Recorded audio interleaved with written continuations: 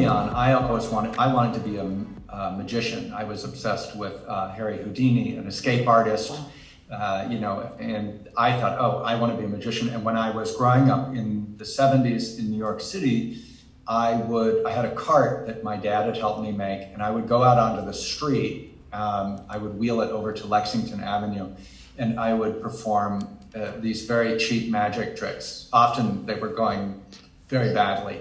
And I thought, oh, I'm going to be a magician.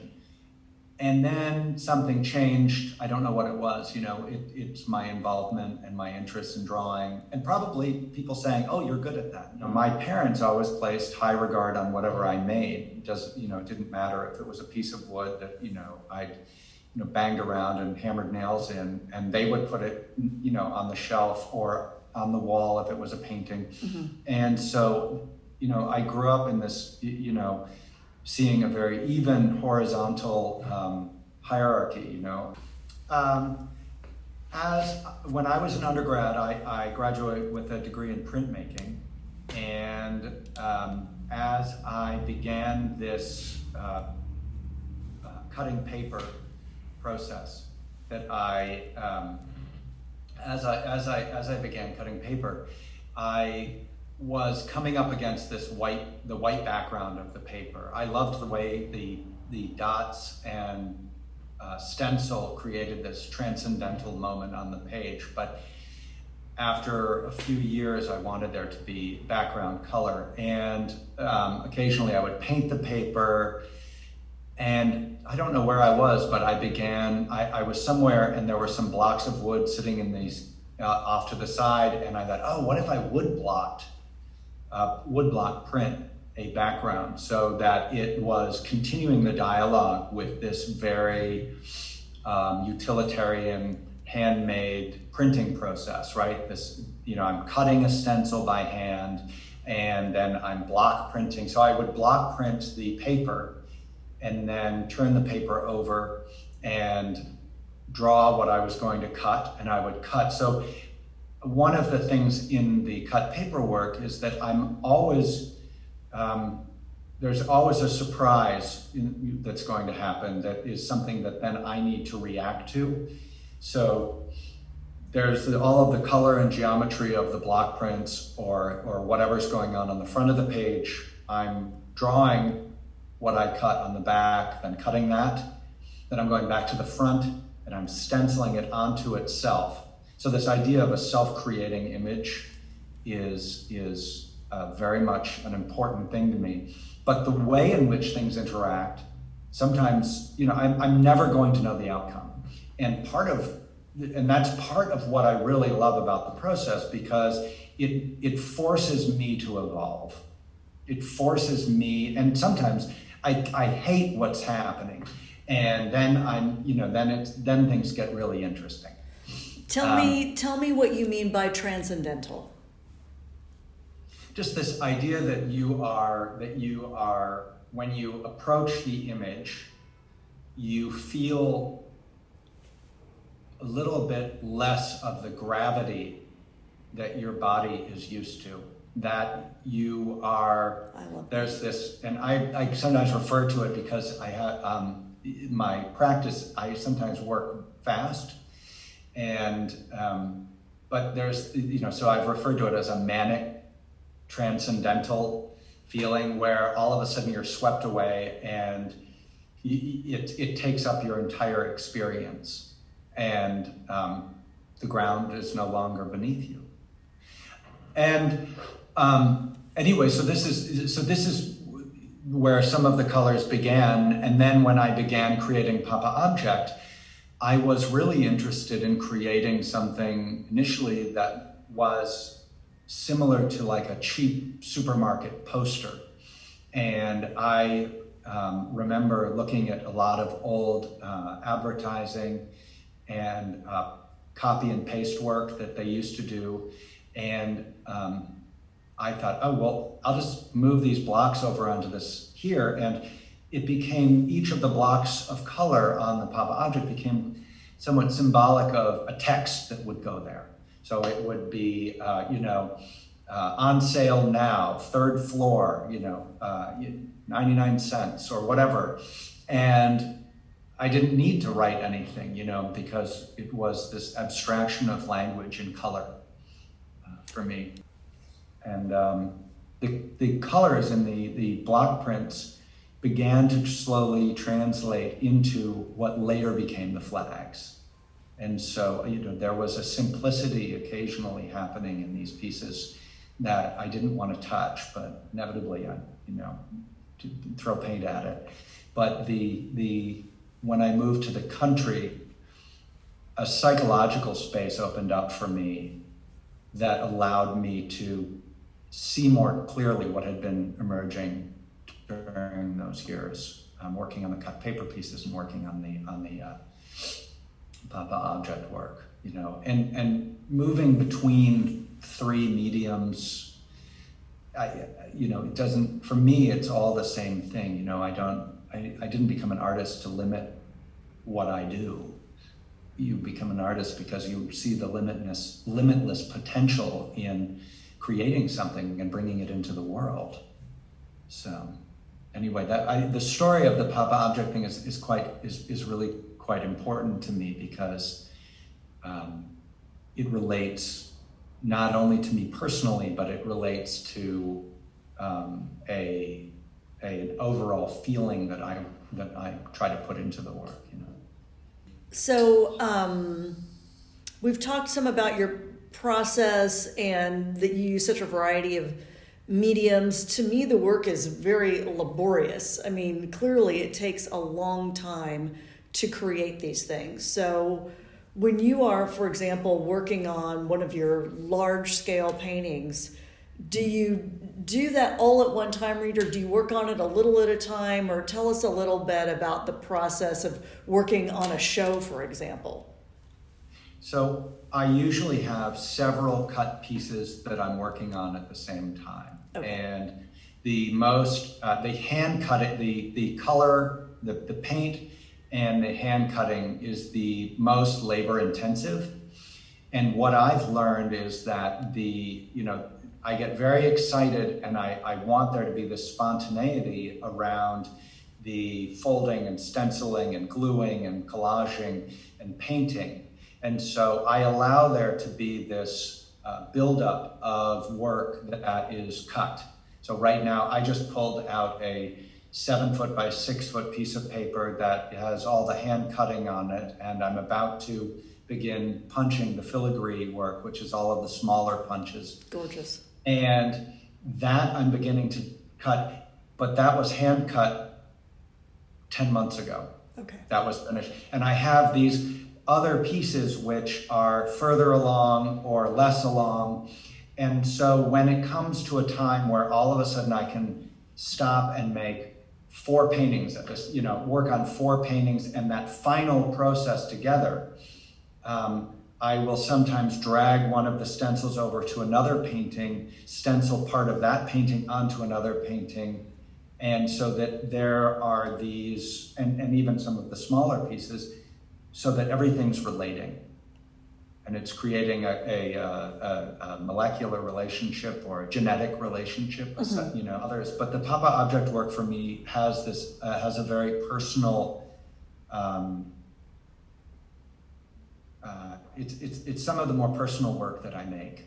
That's maybe the best way to say it. And when I began making that work, I began making it grabbing images from auction catalogs, and I was kind of over making cut paper work. I was just, the time-consuming nature of it was wearing me out, and it was killing my back, and I needed a break from it. And at the same time, I was going through large amounts of things after my father had passed away. And I found all these auction catalogs, which I had grown up seeing in the house and around. And I began thinking about the photography in the auction catalogs of all these objects and just how, the photography in these catalogs is so sexy and so alluring. It's a friend of mine called it object porn. And you go through and you think, oh, wow, I want it. And meanwhile, it's, this $25,000 table or something. And so I began taking photographs of things that I liked in this and putting them through Photoshop and making these large toner prints of them. And then very quickly making these supermarket-like signs, the posters, out of them. Or they're paintings, but I still sometimes think of them as posters. And when I was working on it, I ended up having about 50 of them, and they were stacking up. And I'm like, God, I've got this whole new series of work. It's nothing like, it's much more visceral. It's much more immediate. What, is it any good? What's it look like? And so I remember taking one home and putting it in my house, tacking it to the wall, and it was there with all this other stuff in my house. And I was like, oh, that's funny, because I took this photograph of an object and then I put it in my house and put it on the wall, and it just becomes another object, right? It's kind of a cruel feedback loop, even though it's art, right? As soon as you take a photograph of it on the wall, it's then another photograph. And so I started collecting addresses around the world, and mostly to people who I did not know. And I began mailing these new paintings out in FedEx. I got a FedEx account, and I began FedExing them to people all over the world who generally, most of them were acquaintances or brothers and sisters of somebody, or people who I knew vaguely through the internet. And I said, would you put this up in your house and then, live with it for 30 days or whatever, however long, and then take a photograph of it in your house in situ with all the rest of your stuff, kind of like, as if you would photograph, I think I said at the time, as if you were photographing a bird, and you were a bird watcher, right? So in the habitat. And then I had a return label, and they would send the piece back to me, and they would email me the photograph, or some people, actually sent a photograph. And I collected 50 of these photographs of the art piece in situ. For me, growing up as I did with this wild arrangement of objects and paintings, this had a very special meaning to me, because it put art in all of these various places. Some of them, where you don't normally see art, like a sweatshop in China, or a research vessel in Antarctica. I always want the work to be an experience. I want you to walk away from the work with having had an experience with the work. And I think the hardest thing in making work is not finishing it too much. That when you finish work to a degree that has this polished perfectionism, it's my own opinion that there's very little entrance for a viewer. There's you can admire it aesthetically, you can admire the craft of it, but as a viewer, there's really no place to go other than, you come up against this solid object. And really, I think that's the difference between art and design, right? Well said. Jeff Koons is a great designer. Right. I love his art, but I think that what he does has this design element.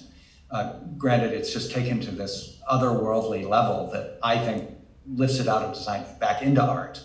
But generally, with my own work, I try to leave it just unfinished enough that when you are looking at it, there are moments that you can enter into it, and you begin to complete the work for you, and you are then becoming an active participant in the work. And I want people to have an experience, and I would like it to be an experience that is generally a good experience. It doesn't mean unchallenging. It doesn't mean that it's easy, but that they walk away with something feeling better than they did when they began. So do you want to talk to us about the title, Welcome All For You? Welcome All For You was a sign that I saw, and I believe it was on a road trip with my friend Jeff Scharf, and we were driving around the country for 2 months, and I was taking a lot of pictures, and we were making a lot of drawings together, and there was a kiosk sign, movie marquee or something, and it said, "Welcome All For You." And I thought, wow, I don't even know what they're talking about, but I thought it was such a great title. And for me, titles, both of pieces and of shows, I feel that they have to sound good poetically, and they sound good in the mouth. When you say them. And so I took a picture of this and I put it into a folder. I have a folder of, and this was film, but I have a folder of titles and images for catalogs, and so it just went into that folder. And when I began thinking about the show with Nancy Littlejohn, I went to that folder and I pulled it out. I'd completely forgotten about it. And I thought, this was on a road trip, and we had actually begun a collaborative 8-year collaboration together while we were in Houston. And I thought, I'm just going to grab this because it has a deeper meaning for me. And Welcome All For You, it's a message of complete radical acceptance. And I want and not only to anybody coming to the show, as an invitation, but it's something that I try. That radical acceptance is something that I try to enjoy, or but exercise in the studio. So when I'm in the studio, I'm like, whoa, all of my kind of Disney characters of paint and nylon and sewing and these crazy giant Xeroxes, they're all kind of in the studio, in the workshop, and we're all working together, kind of and so for me, that is also a part of it. It's welcome all for you, and in the studio, that's to me.